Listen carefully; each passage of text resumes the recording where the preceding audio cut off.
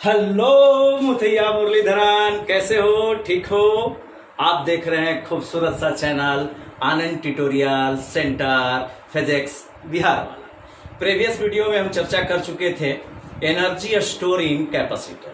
Capacitor में कितना energy store होगा उसका थोड़ा सा हम चर्चा किए थे। आज हम उसका पूरा डिटेल और उसका फार्मूला हम लोग क्या करेंगे। तो आइए, एनर्जी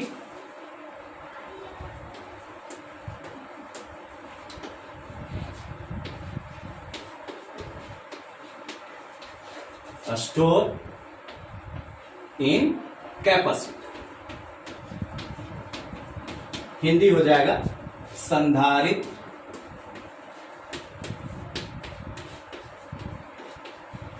में संचित ऊर्जा। माना कि मेरे पास एक स्फेरिकल कैपेसिटर या कंडक्टर है, ठीक है। जब इसको हम प्लस क्यू चार्ज देंगे तो इसका विभव मानते हैं कि इसका भी हो गया, ठीक है। और क्यू और वी का जो रेशियो होगा वही कहलाएगा कैपेसिटर का कैपेसिटेंस। एक चीज आप, जब इसको हम चार्ज देंगे तो ये मेरा कंडक्टर है, चालक है, तो चालक के सतह पर, बाहरी सतह पर, आउटर मोस्ट जो सरफेस है उस सरफेस पर चार्ज क्या हो जाएगा? फैल जाएगा।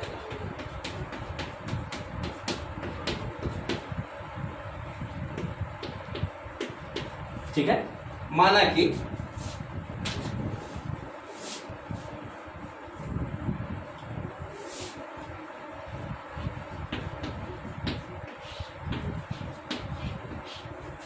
किसी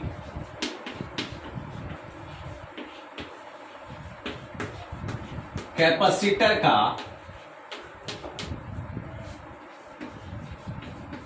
कैपेसिटेंस C है और आवेशन, आवेशन का इंग्लिश हो जाएगा चार्जिंग,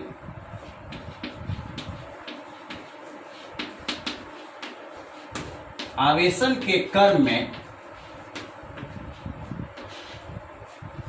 किसी क्षण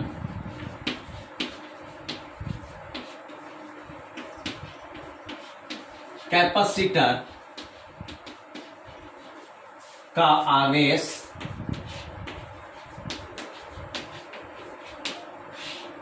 Q और विभव भी हो तो कैपेसिटर का कैपेसिटेंस यानी C इक्वल टू हमारा फार्मूला क्या हो जाएगा? Q बटा V हो जाएगा। This equation is first. यहां तक लिख लिए, इसको साफ करते हैं।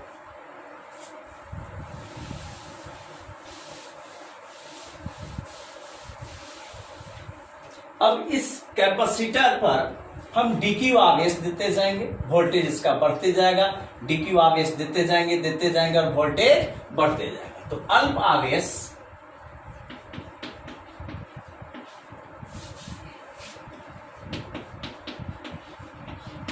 आवेश क्यू देने में किया गया कार्य डीक्यू ले लेते हैं। यहां वेरी वेरी स्मॉल चार्ज है, तो वेरी वेरी स्मॉल चार्ज का रिप्रेजेंटेशन हम लोग कैसे करते हैं? डीक्यू के द्वारा। तो अल्प आवेश डीक्यू देने में किया गया कार्य भी क्या होगा? वेरी वेरी स्मॉल होगा। उसको हम स्मॉल कार्य को हम किसके द्वारा रिप्रेजेंट करेंगे? डी के द्वारा। डी जहां भी लगा हुआ है स्मॉल डी, आप समझिएगा कि वेरी वेरी स्मॉल। डब्ल्यू है वर्क, है ना, क्यू है तो समझिए कि very very small charge.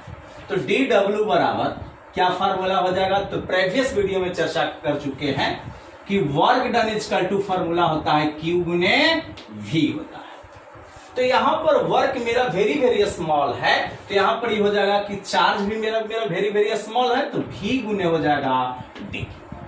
Clear इस फॉर्मूला के अनुसार। अब हम इस पर dq देते गए है ना, एक ऐसा आवेश दिया जिस पर इसका वोल्टेज मैक्सिमम हो गया।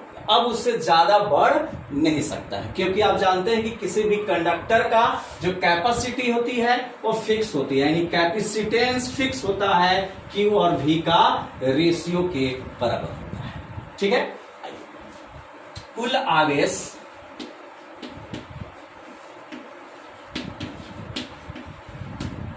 कैपिटल Q ले लेते हैं। कुल आवेश Q देने में या स्थानांतरित करने में किया गया कुल कार्य, टोटल वर्क डन निकाल रहे हैं, कुल कार्य। तो जान लीजिए टोटल वर्क डन निकालना है, तो यहां पर यह very very small work done. तो आप पढ़े होंगे कैलकुलस में इंटीग्रेशन। इंटीग्रेशन का मीनिंग होता है समेशन, योगफल।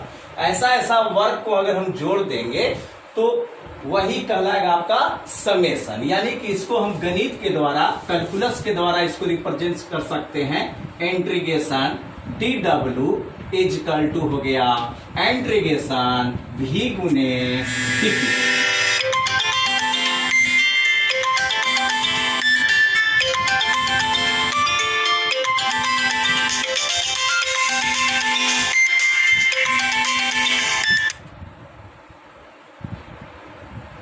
V गुने dt। अब ध्यान समझिए, जिस समय कोई इसको चार्ज नहीं दिए हैं उस समय हम कोई काम नहीं किए हैं, यानी कि इसका वर्क डन कितना हो जाएगा 0। कब? जब इस पर हम कोई चार्ज नहीं दे रहे हैं तब। अब इसके पास टोटल चार्ज हम दे देते हैं Q, तो वर्क डन हो गया इसका टोटल W।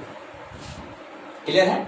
अब इंटीग्रेशन में आप लोग पढ़ चुके हैं कि dw का इंटीग्रेशन W होता है, या dx का इंटीग्रेशन x होता है, dy का इंटीग्रेशन y होता है। तो उसी तरह से dw का इंटीग्रेशन कितना हो जाएगा w हो जाएगा। और अपर लिमिट और लोअर लिमिट, ऊपर वाला वैल्यू को हम लोग पढ़ते हैं अपर, नीचे वाला को लोअर। तो अपर है w और लोअर है 0। उसी तरह यहां देखा जाए इंटीग्रेशन, यहां है लोअर वैल्यू 0, अपर वैल्यू है Q और है V गुने D। क्लियर है यहां तक? साफ करें। अब जरा समझिए कि C बराबर हमारा फॉर्मूला था Q बटा V। तो यहां से V बराबर देखिए तो क्या फॉर्मूला हो जाएगा, V बराबर, V को इधर लाते हैं, C को इधर भेजेंगे तो हो जाएगा Q बटा C। तो C बराबर फॉर्मूला है Q बटा C, यहां वैल्यू बिठा देते हैं, यानी यहां हो गया W माइनस 0, अपर माइनस होता है लोअर, इजकल टू इंटीग्रेशन 0 से Q, और इसके जगह पर हम वैल्यू लिख सकते हैं Q बाई C, क्योंकि यहां C मेरा क्या है, कांस्टेंट राशि है, और गुने में क्या है, dq है। तो जो कांस्टेंट राशि होता है वह इंटीग्रेशन से बाहर हो जाता है, यानी कि यहां पर हो गया W इजकल टू, है ना, 1 बटा C कांस्टेंट राशि था, बाहर निकाल दिए, इंटीग्रेशन 0 से Q, और यहां है Q गुने डी। क्लियर है यहां तक? अब जरा समझिए,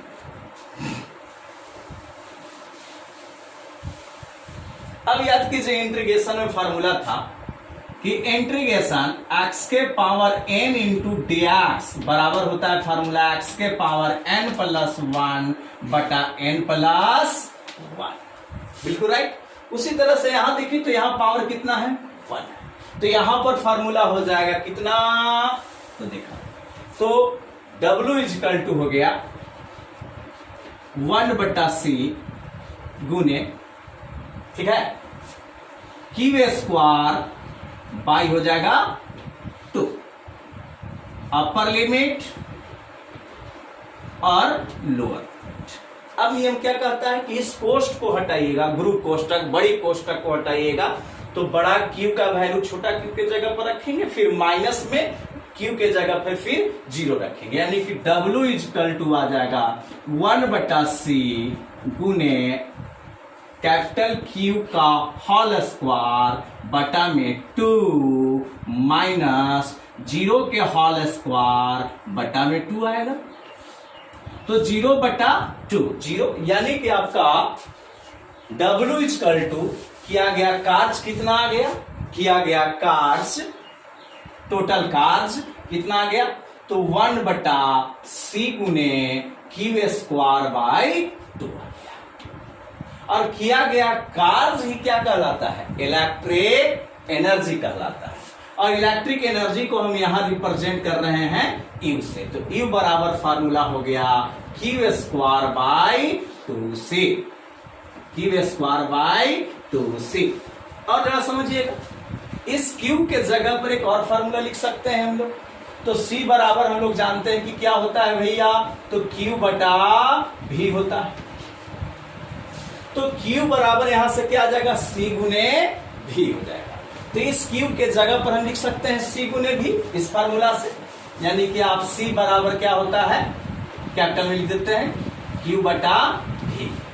तो Q बराबर यहां से फार्मूला आ जाएगा C गुने V।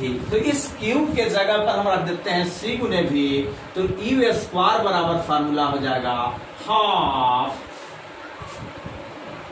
C V square. तो यहां से दो फार्मूला निकला आपको, एक आपको कैपेसिटेंस और वोल्टेज के रूप में है, और एक आपका फार्मूला है चार्ज और कैपेसिटेंस के रिलेटेड। ठीक है, तो एनर्जी कितना स्टोर होगा इसका फार्मूला आ गया हाफ CV स्क्वायर या Q स्क्वायर बाई 2C। ठीक है, अब हम चर्चा करते हैं type of capacitor.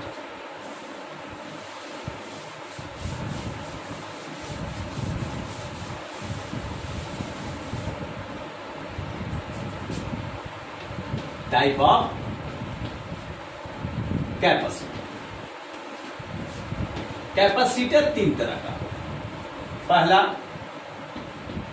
Parallel plate capacitor, दूसरा होता है बच्चों स्फेरिकल